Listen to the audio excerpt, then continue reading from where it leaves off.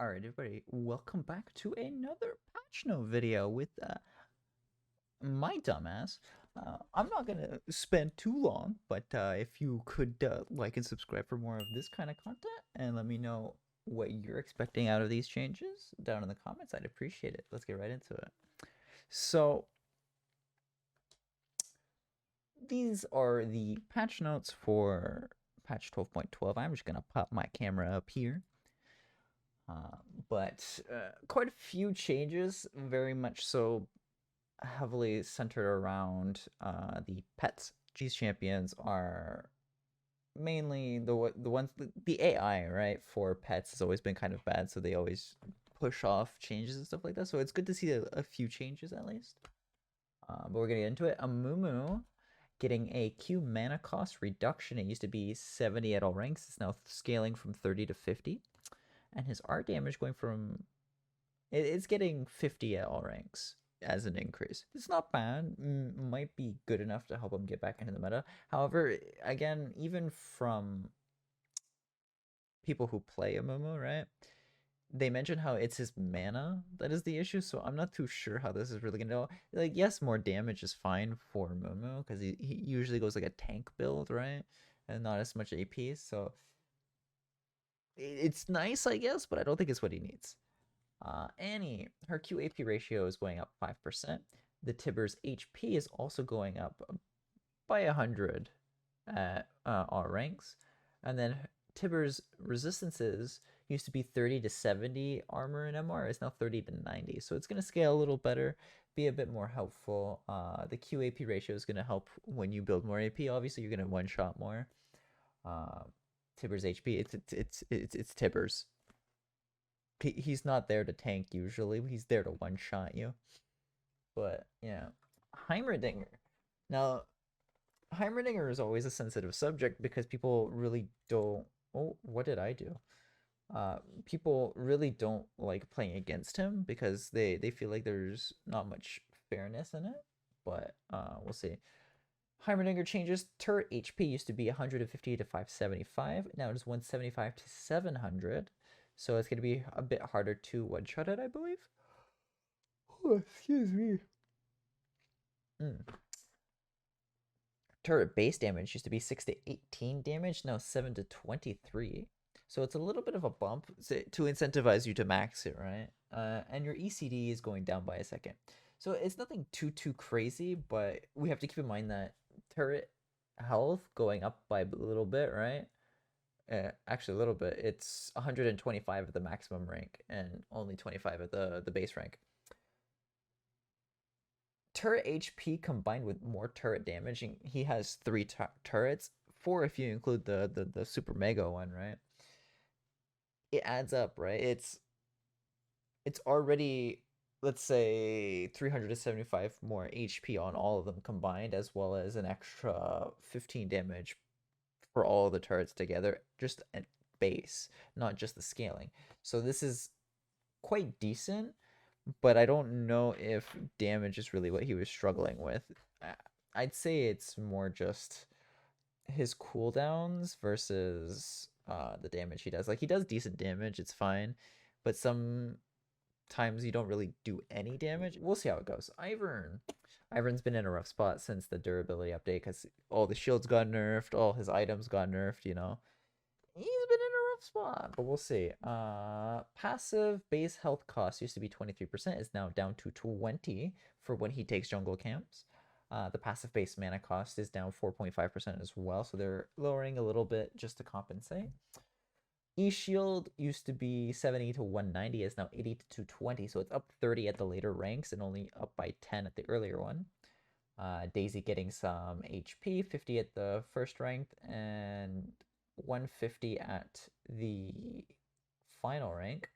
And her resistances are also going up by 5 early and 10 late. Nothing too crazy. Daisy isn't really what isn't really what is Ivern's identity for the most part. It's more like the shielding and the Q. Either way, it's nice that he's getting this, but I don't know if it's gonna help him too much. The passive is definitely going to help him, but the E shield is the crux of it, and it's not too much, so it's not gonna push him overboard, I don't think. But again, we'll have to see. Seraphine, why? Why are we buffing her when she's already strong unless you play her support and badly and very badly? Uh Seraphine E cooldown, it used to be 11 to 9, is now 10 at all ranks, and the CC duration is going up by half a second, which is massive. That half second, considering that you can really spam that, is a bit concerning. But again, it's Seraphine. She's already a bit overtuned because they're trying to make her a mid lane mage, and that's what they released her as. But more people play her support than like AP carry or in the AD carry role rather, right? So I don't know if this is what's really needed to help. She has so much AoE and wave clear that she really doesn't need more cooldown on certain abilities. It's weird that they're buffing her when she's Giga strong, but okay. Yorick's finally getting a buff. They keep screwing up his targeting and whatnot. So, Depression Gang. I enjoy myself a bit of the old Gravedigger, but let's just read the buffs. I'm just happy for the buffs, man. Mistwalker base HP, it used to be 100 to 185 with 15% of your HP. It's now 110 to 212, so it's a little bit more, and 20% of your HP. So it's going to incentivize you to build more tankier stats. It's going to reinforce the Frostfire build that is quite strong at the moment. Mistwalker movement speed is up by 25. That's great. Better to catch people with. Maiden's base HP is going up by 50. Rank 1 and 300 the last rank. And it's up 5% of your HP as well. So it's reinforcing the tankier build.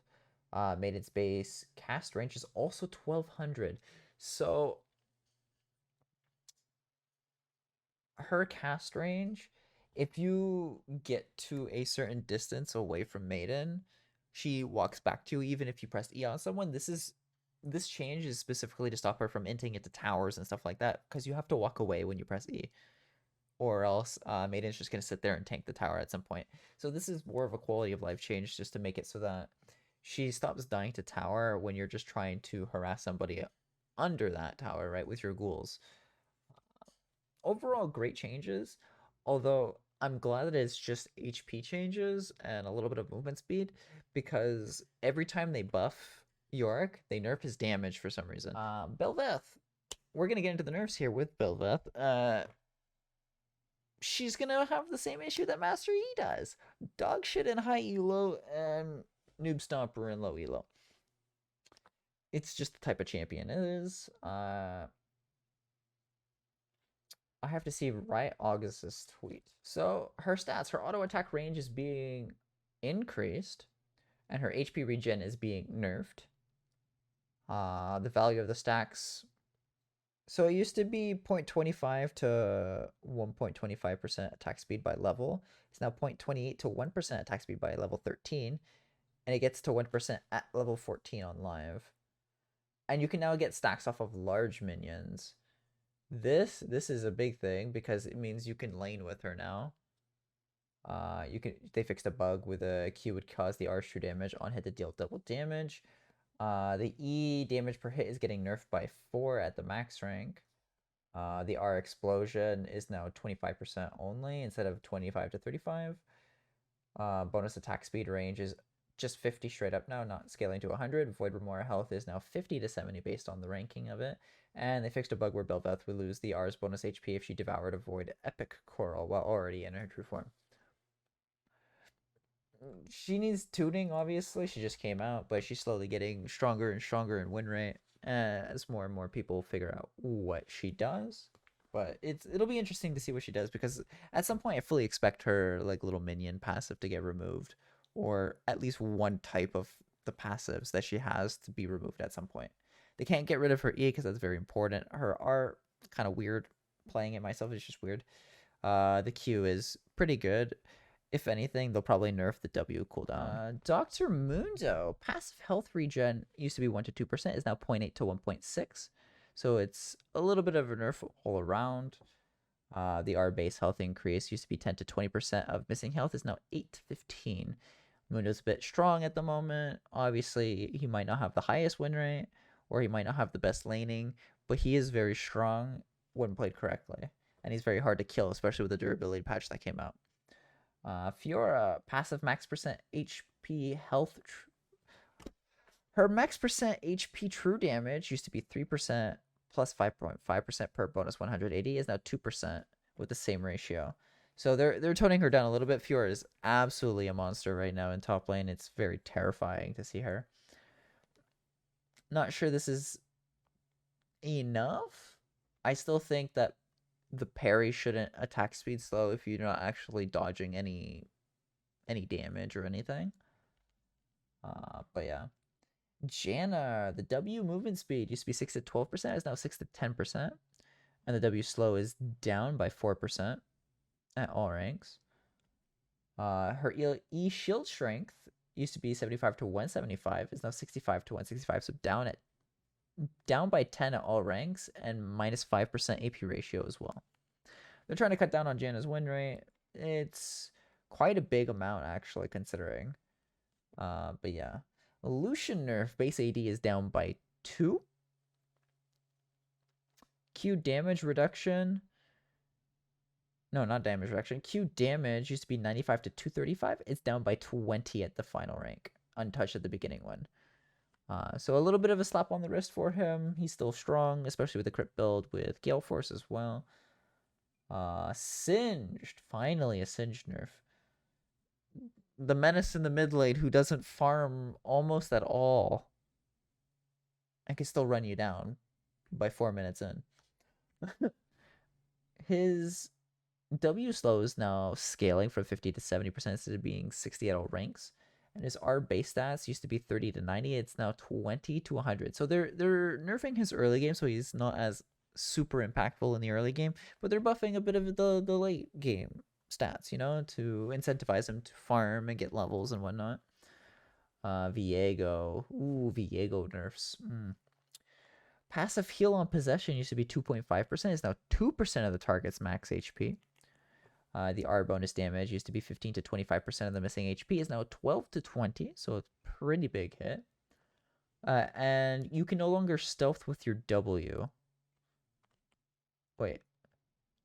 Oh, it no longer instantly stealths Viego. Okay, so you can still WE, but you have to W and hold it before your invis, and it gives a little bit more counterplay type deal, you know? Pretty big hit to him, although I hate playing against Viego. I don't think the issue is with this part, really.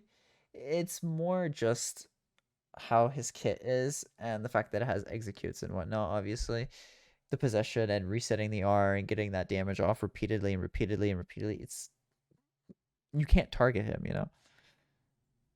Interesting to see. It'll most likely tone him down a little bit at the very least, but I don't think it'll impact him all that much, except for certain ganks. Zeri nerfs. Again, even after she was hotfixed. She deserves it. Fuck Zeri. It's turbo unfun to play against. Her health regen is getting pumped up. And her health regen is also getting bumped up. But her W damage is going down by 20% of total AD. It's getting buffed early. It's getting buffed by 10 base at all ranks. Nerfed in AD ratio and nerfed in AP ratio as well. This is an adjustment. This isn't a nerf unless these things are flipped. Not too sure. I'm just tired of the W critting me for 1200 like 10 minutes into the damn game. Champion adjustments. Okay, so the first one I don't agree with at all because it's what they've done to Katarina is essentially make her so unfun to play against, and they keep nerfing her early game for like the Q for wave clear and stuff, just encouraging her roam, where all she does is roam. There's nothing else that she does. Because why would she have to farm lane minions when she farms your bot lane? Because they can't sit under tower without getting dove, you know? The passive dagger bonus AD ratio is going down by 10%. The E damage is going from 15 to 75 to 20 to 80, but 10% less total AD scaling. Her R bonus AD ratio used to be 16% plus 12.8% of your... Ooh, I don't even know how to say that. 16% plus 12.8% per 1.0 attacks. Okay, that's the attack speed. Okay, so 12.8% per 1.0 attack speed is now 16 plus 16%. They're just buffing the attack speed ratio that's on it that deals more damage. And the on-hit dagger ratio is getting buffed by 3% at all ranks. They're trying to encourage her on-hit build, but this is just going to incentivize her to build Divine Thunder even more, because even though it's nerfing her total AD, she still builds a lot of like on-hit. She builds Divine Thunder into Blade of the Ruined King and Nashers. And she still does like 3k true damage, not true damage, 3k magic damage to you. It doesn't even come out in AD while getting all the benefit of the AD items. It's just... There's so many comments about Katarina where the champion people want... Yeah, they just want more AP. They want more AP Katarina. They don't want this on-hit stuff because it's really unfun to play against. Either way, Katarina is just unfun to play against when these builds have little to no risk. She's tanky, she does more damage than you do, and she could just infinitely dash. It's not fun. Shaco build paths. Now, I know Chase Shaco talked to the devs about this because there's been a build going around where it's Ghost, Turbo Chem Tank, Lethal Tempo Shaco, and that was his best build path because there's almost no risk and it has more damage output than an assassin build, which, mind you, fucking okay at all. But he did talk to them, and this is a direct correlation to it. They're trying to buff the incentive to build full damage instead of tank to reward a riskier playstyle rather than buffing just tanking and being impossible to kill, you know? But his armor growth has been slashed by 0.7, and his HP growth has been slashed by 4. His Q80 ratio, however, has gone up by 15%. The WAP ratio is up by 3%, and the EAP ratio is up by 10%, and the AD ratio is up by 5%. So they're buffing the ratios to incentivize building more damage or AP heavy builds in order to make sure that he goes for assassin items or mage items for like the AP Shaco players, right? It's to incentivize them to actually build the high risk, high reward playstyles. Because at the moment, you can't build those items. And as he said, high risk, no reward, because you don't deal enough damage to kill the people you're trying to one-shot, right? And everybody's complaining about assassins still and how they keep one-shotting and one-shotting. Assassins belong in the game. Their role is to one-shot a squishy. If they use their entire kit to one-shot a squishy, good. That's what their role is. If they're one-shotting a squishy while building a tank item and you can't counter that and kill them, it's shit to play against. Feels like shit to play because you're there and you're slapping them over and over again without actually dealing damage, really, but you're still killing them. It's not rewarding, is it? So they're trying to put him back into an assassin type playstyle. Yuumi healing. They're buffing it by 4 at the early rank. No, that's the passive shield. Shield's getting buffed by 20 at the final rank and 4 at the first. The base heal is getting nerfed, though. Okay, so what they're doing with the Yuumi changes is they're trying to incentivize Yuumis to hop off of the person that they're on, proc the passive shield, and get back on a little bit more often than just sitting on them and healing, you know? Soraka healing is being buffed late game for ult, but it no longer removes grievous wounds. Yeah, they were bound to do this at some point. They made it remove grievous wounds at some point, and it just made her turbo broken. Like, there's just no counterplay to it. Now it's going to be affected by grievous wounds again, but they've also mentioned how they're they nerf grievous wounds, so it's almost not worth building anymore anyways. They had mentioned that they want to change it so that if there is a healing threat on the enemy team, that you would have to build it, right? but there's almost always like 3 people who are healing threats. And even with the previous iteration of heal cut, they would still heal their entire health bar. Like 3 times in a fight. Like, bro. Like, bro.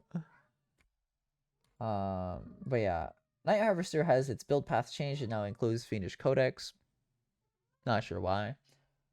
Predator maximum movement speed is getting nerfed early and buffed in the late game, and the damage is also being buffed in the early game just a little bit by 20 and buffed by 60 base in the late game. It's also based more off of base AD and 10% up to 15% of your AP, but it's also going up by 30 seconds early game, but same cooldown late game.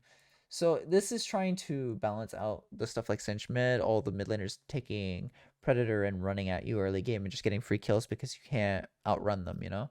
This is trying to tone it down a little bit without also hurting it too much.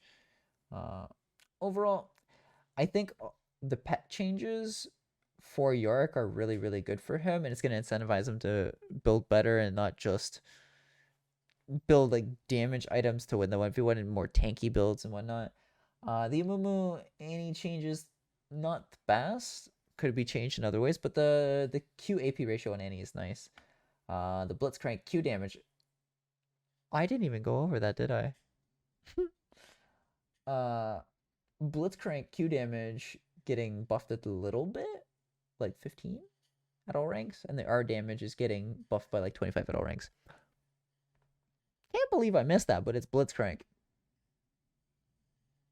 I never see Blitzcranks anymore because he's basically useless.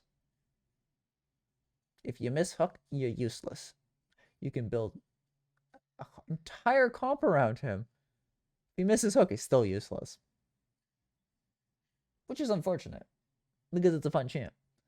But there's just other champs that do stuff that he does better, like Nautilus. Thresh, I wouldn't say does it better because Blitz pulls the character straight to them, whereas Thresh yoinks them, but Thresh excels in other ways, so it's not really comparable. Pyke does the same thing. It's all a matter of perspective. There should be an announcement for the Star Guardians within a couple weeks, though, because that's the time of year that they release. So be on the lookout for that. But yeah, if you enjoyed the video, make sure to let me know down in the comments your favorite part of it. I didn't do the last patch notes. I do apologize, but IRL stuff got in the way. I'm going to continue to try to do these patch notes more often. But yeah, you all have a great day. Love your faces. Drink some water. Eat your vegetables. I'll catch you again in the next one. Goodbye.